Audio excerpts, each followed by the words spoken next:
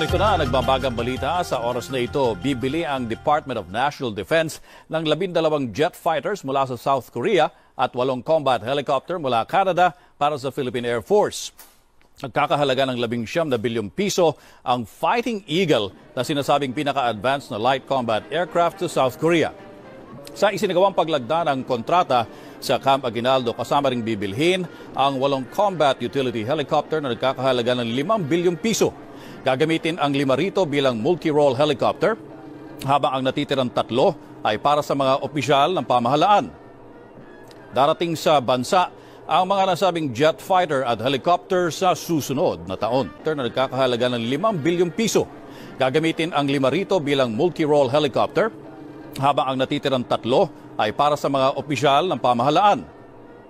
Darating sa bansa ang mga nasabing jet fighter at helicopter sa susunod na taon. Manatiling nakatutok sa ABS-CBN para sa iba pa nagbabagang balita. Ako po si Tony Velasquez. Narito ang mga balitang dapat abangan mamaya sa Bandila.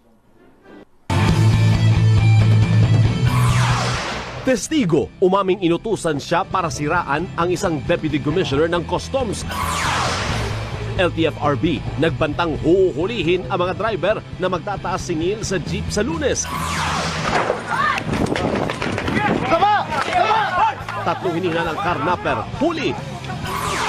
At Ann Curtis, binirit ang Let It Go.